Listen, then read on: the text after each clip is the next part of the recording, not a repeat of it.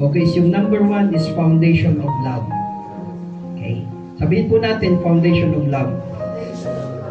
At ayan po ay makikita po natin sa unang last word of Jesus Christ when he was nailed in the cross of Mount Calvary. Luke chapter 23 verse 34.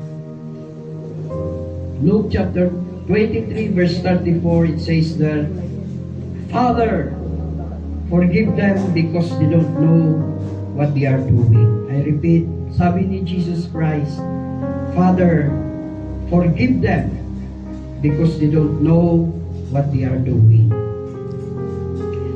The first of Jesus' 7 last words on the cross signifies that He is the source of love. And this love that He and His Father felt is the agape love. The unconditional love. On the cross, even to the point of death, Jesus was pleading to His Father to forgive these people who are crucifying Him. I remember, I think that was 2012. Meron pong lumapit sa akin na hindi ko kakilala.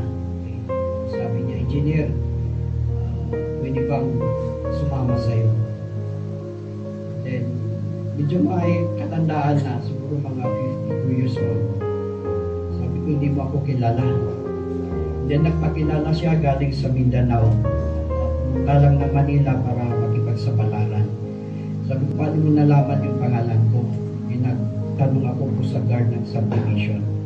Okay, ano po yung may paglilingkod ko? Sir, gusto kong sumama sa'yo, gusto kong maglingkod sa'yo. Saan? Sa construction. Marami po akong alam po kung makipag-close deal sa mga project. Okay, marunong po akong makipag-usap. Okay.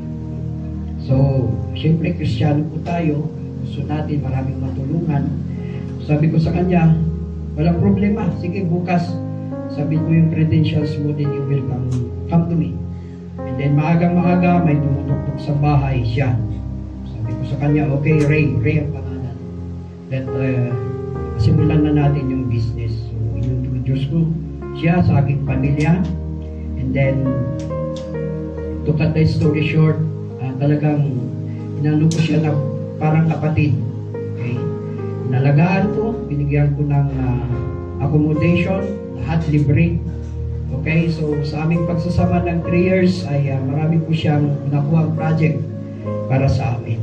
But after 3 years, nag-iba yung pagsasama namin. Nagtaka na lang ako bakit ang daming pumupunta sa office na naniningil sa akin. Sabi nila na, Engineer, kumuha ka ng pera pero hindi mo natapos yung project. Ito po yung kontrata. And the other one, dumating din.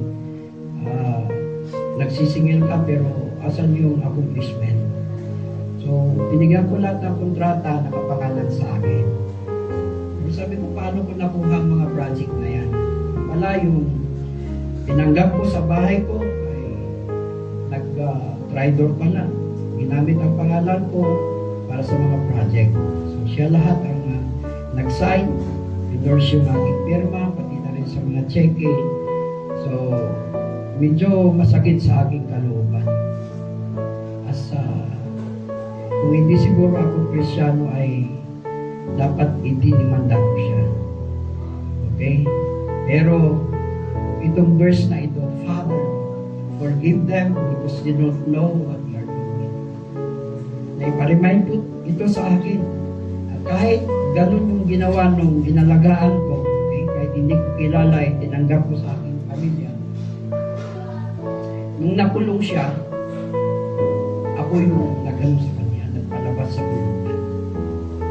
Pero meron palang plano ang Panginoon. Kung siguro nagalit ako at dinimanda ko siya, doon sa kulungan pala, doon niya mas narinig yung katotohanan. And then, nung nilabas ko siya, sabi niya, sorry po, Engineer.